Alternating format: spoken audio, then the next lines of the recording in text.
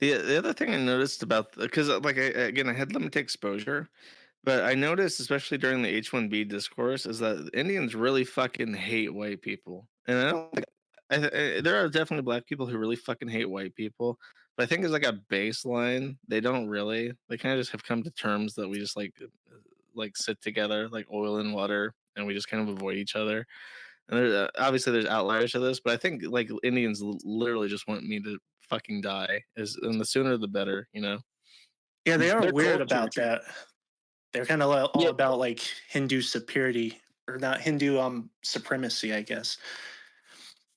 I don't know what's yeah, up. their parents kind of like ingrain a superiority complex into them, which is crazy considering like their culture is like 50, almost 50% of the, 250 million households like shit in the streets openly. But yeah, they grow up and they kind of instill in them like a superiority complex over like the West or any other place really. Yeah, it's just all the What more I saw that made reason. me laugh. Sorry, just but there was like a tweet chain about like weird shit you can find on Indian Amazon, and one of them was just like compressed dried poo cakes for something literally called the puja that apparently is a part of their rituals, and it's literally just called puja. But you need the cow dung because cow dung is one of the five things that cows make. That's like a thing, and it's right next to urine and like butter and dairy, and it's like there's like the five holy things that a cow produces. This is poop. So when you do a puja, you need poo to do it. Ironically, because it's not etymologically related. It's just that's just how it fell. And then someone called that disgusting, and then a Hindi was replying and said, "Well, you know that Westerners eat pork." I'm like, "You're supposed to." But they were trying to literally compare eating pork as so disgusting that it's compared to eating cow shit or washing your house in cow shit as like a ritual. Yeah, or gore haba, like where they like fling shit at each other and smear themselves in it, like the entire village during that. Like they just have a giant shit fight. Yeah, I saw something on Reddit. I saw like a Reddit post the other day about like did they do some weird ritual when they buy like a product or something like an expensive thing? They smear like mud, like a swastika, like a Hindu, like a classic Hindu swastika on like their. It was on a Tesla. It was really weird. They have like weird customs like that. I think it's like bless. I think what it was to like just bless the object. I don't know. It's bizarre. It's some bizarre shit, man. Well, when they buy a new home, they literally rinse it in cow poo to like bless the home. They imagine this: you have a brand new home, you just built it. It's your new is where you're gonna live. Well, the first thing we got to do is we got to get a metric ton of cow shit, and we got to like slosh that around on every surface. Like it's disgusting. It's like cult, and it's so weird because before like recent times, people always held India up as this beautiful place with this beautiful culture and religion. It's just like they Buddhism is like this esoteric thing that people really held in high esteem, and now people look at it and they're like, oh, they like bathe in cow shit. Yeah, it's nasty, man. That's probably why they stink. Jesus, fucking disgusting, repulsive. Stand. They've also Somebody has to taken over. stand. They've also, I've noticed, taking over truck driving, which is a bit bizarre. You see a lot of them driving trucks, and apparently they have like a really high fatality rate for killing people in these giant 18 wheelers. They Obviously, not drink. a good idea. They get drunk, DUIs, The and they'll just commercial give. limit for driving is 0.00. You can't have any Yes. alcohol and drive a semi. It's like doesn't matter. Well, yeah, if you get a DUI, you have a CDL, yeah, you're kind of fucked. You're never driving again, at least for like 10 years. And rightfully so, obviously, getting a DUI, that's some dumb, retard shit. Who else is joining? We got a lot of people in here so far, almost 200 now joining. See, we got Sean from what was it, Politically Criminal. I'll make him a speaker if you want to talk. Potentially criminal. Potentially, I'm sorry. I'm kind of out of it. Oh my god, I'm kind of out of Throw it some today, guys. I'm respect sorry. on the name. I've had a long, weekend. I've Yeah. had to get. I wanted to get home yesterday, but like I said, shit, ran over a giant log, fucked up my car. I was kind of stranded in another state. So that was not fun. It took me a while to get home. Car's going to need some work. It is what it is, though. You get through it. Shit happens, you know. All right, let me cue. Also, make Sprite if he wants to. I don't know if he'll talk, though. Why not? Try to find people. Oh, is it working? India really in and of itself though is kind of like a modern hellscape. I mean, there's more people with phones in India than they have like toilets. Like more of their citizens have mobile phones, cell phones than they have like actual toilets. It's fucked up. Yeah, it's nasty. It's a nasty. Would not want to live there. I'll just say that. I saw you were Imagine playing like a this. game on the site, Josh. Pindia, like opening up Google Maps and finding shit on the street. If you can just randomly find shit on the street, that was fucking hilarious. That was a fun game. Yeah, it was like a poll post where it's like try to drop a pin on Street View anywhere in India and see if there's garbage. And it's honestly very difficult. And it's not just like a little bit of trash. It's like especially near any kind of water feature, they love to just dump literal trash bags of garbage in all their drinking water. And I don't understand. Don't understand that at all. Yeah, it's just it's nasty. Yeah, it's very it's like it's There- wonder how many of them. It's wonder how they don't die like immediately from all the illness they carry. They must have yeah, like it's a a good really question. Maybe cow poo is a panacea, and that's, that's the maybe they're most just so likely used to answer. it. Their immune system is just like built up higher. I don't know. Maybe it is supreme. I don't know. Not really, obviously. Ignorant white boys could never understand the healing powers of cow poo. It's written in the Bhagavad Gita, you fucking ignorant hicks. Yeah. I mean, yeah, it's just nasty. I couldn't imagine wanting to be anywhere near that shit. Like it just smells so bad. It's awful. Why would you want to be anywhere near cow shit? Like, come on. Even their Well, some workforce too, like the top 20 of their industries in India rank in like the bottom 20 of like the global empathy index. So like they just treat everyone like utter garbage too. Like there's a lot of different stuff with India, but it just sucks.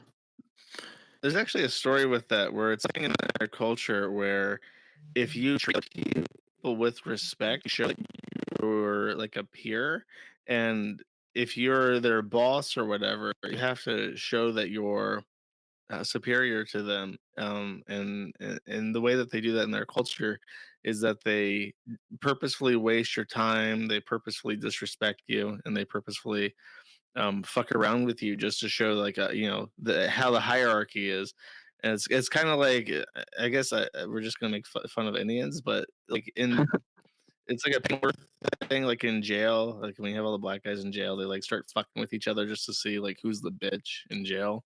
And it's like that, I guess, but like in Indian culture where the boss has to make sure that you know he's the boss by deliberately making your life worse than it needs to be.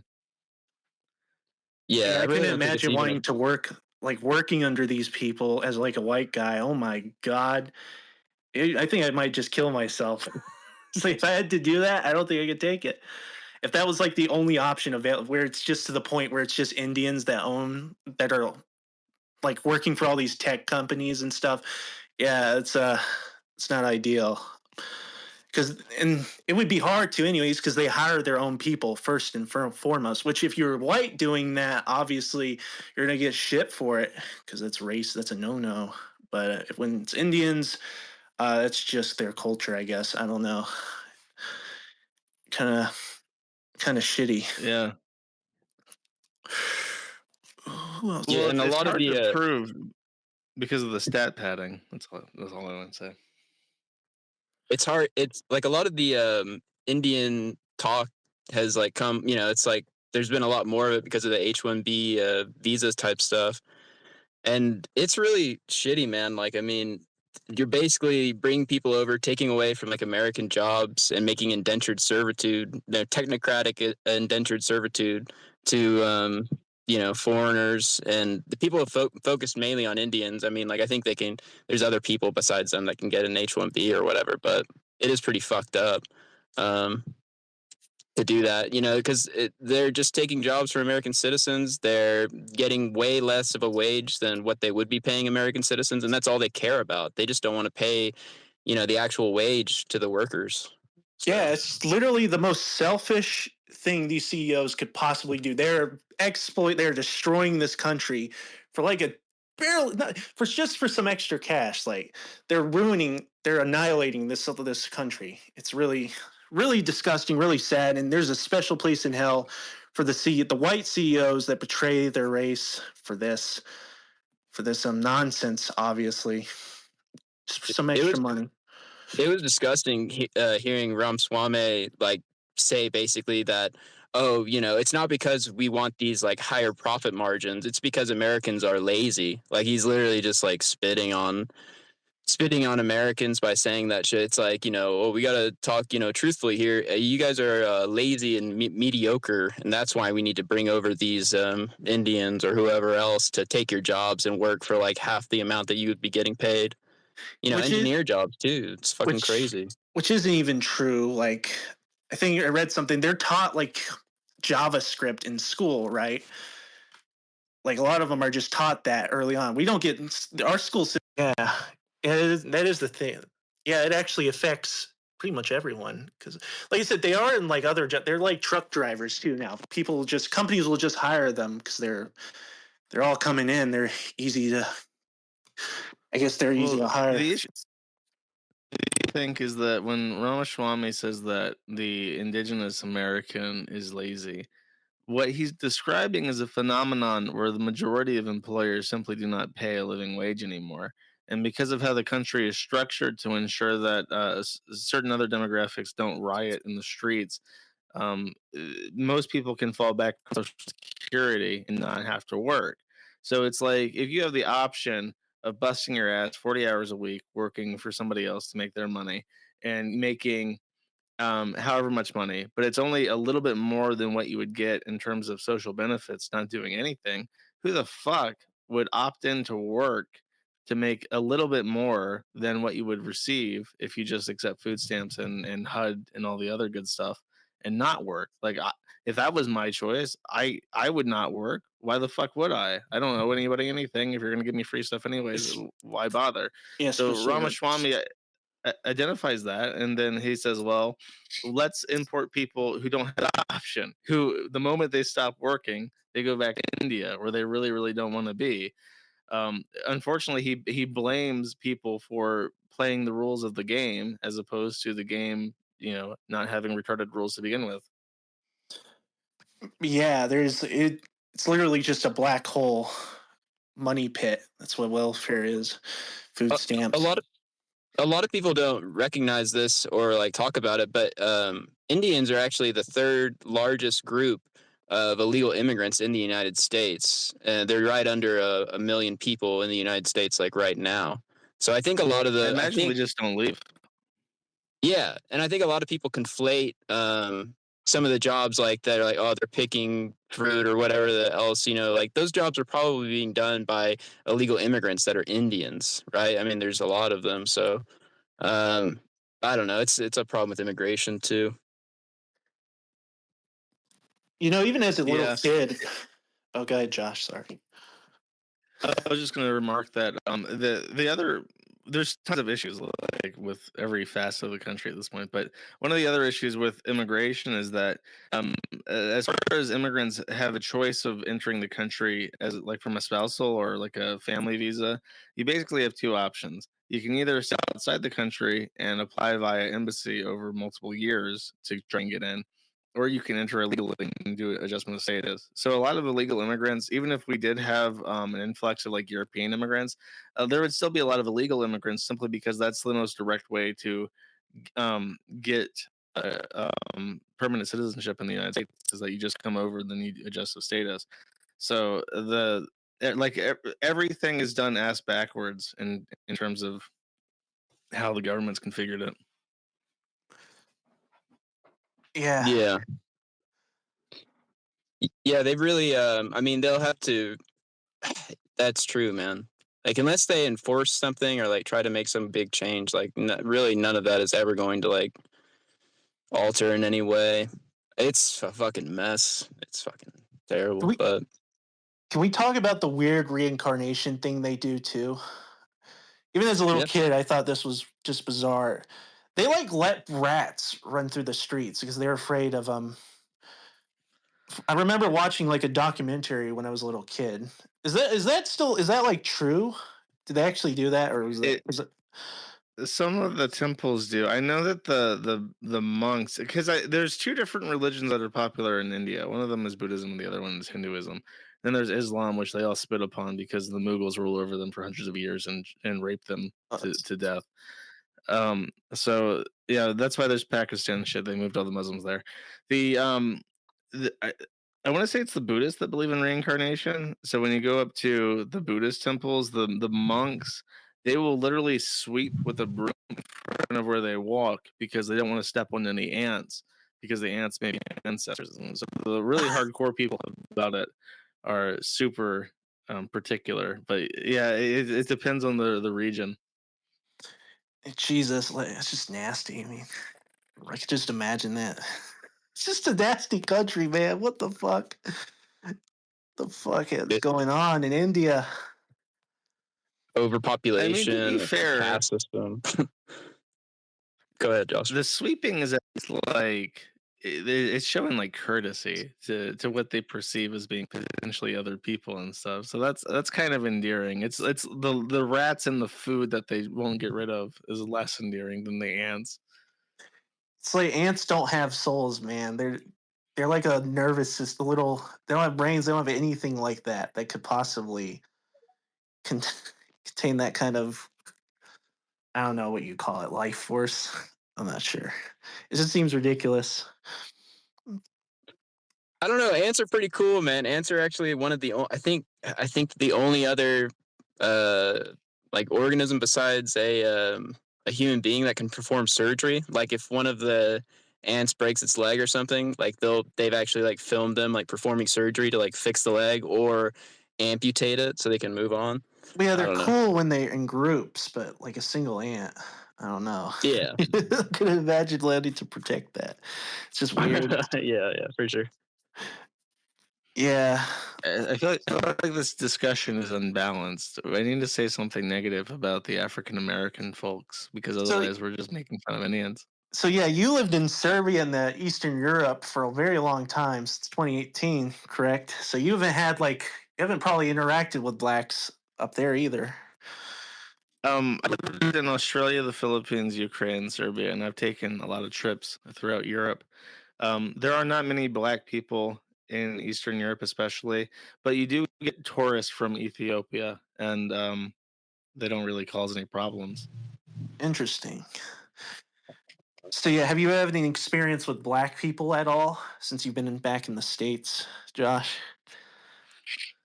Well, the ones in DC were really nice to me, so Ah, it's even. Well, though I will say that in DC, one of my first experiences was because the fucking airline lost my luggage for a day. I had to go get necessities, so I went to a CVS, and I was genuinely shocked that everything is behind a cage in CVS. Everything, all deodorants, Yeah. all body washes, all everything. Like it's literally without even hyperbole, it's like 8 rows of shit that's all behind glass, and you have to press a button. And then an Indian an Indian guy runs around, and he was like, "What do you need?" So I get shit, and I said, "Like, look, I need one of everything. So just come with me." And we go around, and he had to unlock like 5, 6 different fucking boxes so I can get shampoo and shit like that. Um, so they were nice to me, but the effects of where I was at is found. I will say this, and I think that this is really overlooked. I really believe that our social security system, in terms of food stamps and HUD, is basically a bribe. It's like a taxpayer bribe. Like if we didn't provide those necessities, those basic level foundations, to what is majority black recipients, there would be so much more economic violence in terms of like murder and like organized crime and drug money, armed robbery, that kind of stuff. So that's always been my biggest issue is how much it feels like our obscene, because even though I've been outside the United States, I'm an American citizen, which means that I pay federal income tax because I have to. Only country in the entire fucking world that operates that way. So my money has been going basically to pay a bribe back home that we're in understanding that you get food stamps to buy fried chicken with and HUD credits to live in under a roof and you don't burn down the city. And it feels like that social contract has been getting more and more violated over time. Well, obviously, it's not sustainable at all. It's just like it's just delaying the inevitable, really. Like, you can't just dump money into a problem like this. This is a deep, very deep problem. If there's any chance we want to fix it, it's going to take some drastic measures. So, Well, the fourth horseman comes in, and the fourth horseman is Medicare, Medicaid, and taxpayer funded abortions. And that's basically the only thing holding back the tide when it comes to that. Yeah, yeah. I feel like the Walgreens stuff too, or like the pharmacy, whatever, like people just stealing shit constantly, like really picked up as the inflation rate kind of grew. Like in 2022, I think it like peaked at like 8.4% or something. And during that time, like the last like 4 years, like there's got to be thousands of videos of just black people walking into these like pharmacies and stuff and just stealing everything, like anything they can get their hands on. I don't know if either of you know why they don't enforce that or like what. I mean, it just it's almost like a phenomenon. So like now everything, even like something that's like $5 or something, is like locked behind these like glass, containers where it has to be locked up, and you have to spend 10 minutes walking with like this like some person that doesn't want to be there to go pick up everything that you need. It's bizarre.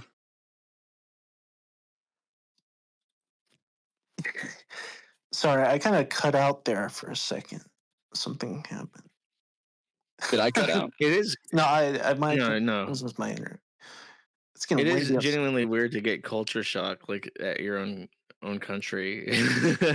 The shit being locked up is definitely like a weird thing where it's just like I never remembered all this different stuff being behind bars. Yeah, it wasn't And like it that. is just necessities because people just can't afford it. And guess what? That's not that shit's not covered by food stamps. You can't buy fucking Axe body spray or whatever with the food stamps. So if you want it, you got to pay for it. And if it's like $8, and you can't afford that, then you can't afford it. You just got to walk out. No, sir. Yeah. I will not get a job, sir. No job for me.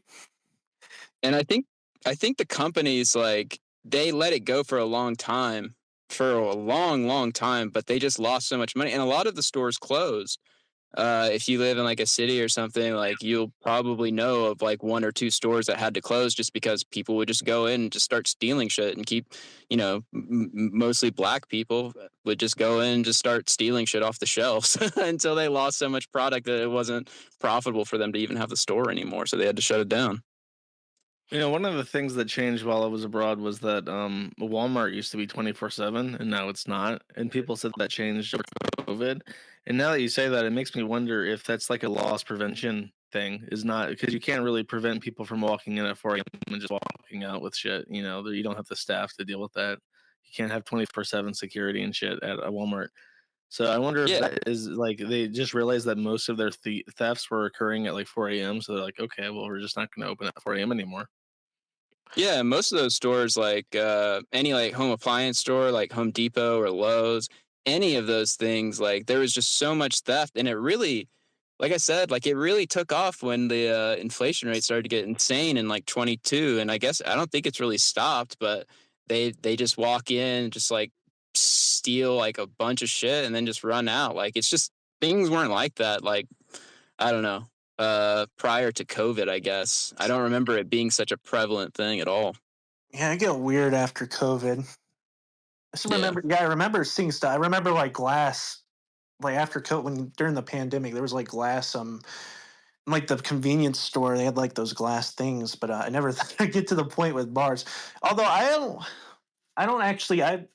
The stores nearby where I live, we don't actually have like a lot of. We don't have a lot of that. They're pretty. It's pretty chill. So luckily, I don't have to deal with that. But yeah, in any major city like that, there's going to be stuff because that's basically what you have to do if you want to keep like an operating business. Like you're just going to have it open to everyone. It's going to get robbed. It's really kind of sick. This country is dying. Yeah, it's what it feels like, honestly. Like when you go out, like maybe I'm just nihilistic. It could just be nihilism. I don't know. But that's what it feels like when if I go out and go to these stores and you see everything behind these it just feels like it's like fuck, man. It does feel like it just feels like a slow death or something. Yeah, it's just not sustainable. There's no way this is going to work forever. We're going to see some severe decay in the next few decades. Probably the next decade. Well, that might be a good thing. I once heard an anecdote about Franco's Spain because Franco was like the last fascist dictator in Europe, and I've heard stories about how because he aligned with Hitler during World War II, he was basically cut off from the world order. Same time, people were apparently quite happy during his reign. And I wonder if an economic downturn will purge the U.S. of economic migrants, and things will normalize more on their own because they're here for money, and so if there's Yeah. no money, they leave. People keep talking about Mexico's economic miracle, how they're building canals and shit, and it's like great, wonderful. I hope the best for India and Africa and Mexico because if there's a day where the United States is quite poor, you might think, hey, Mexico sounds pretty nice. Hey, what the fuck? Pradesh and India sounds really nice right now. And Africa sounds great. Look at all these wonderful Chinese built monuments in Africa. I want to go live there. And then they leave. I think that might happen. I'm optimistic. Yeah. Who is Yeah. Bosch's Goblin Stash? I'm tempted to make him a speaker just because of that name alone. All right, might as well get another line here. This is the thing I wanted to do, kind of just ask people their experiences.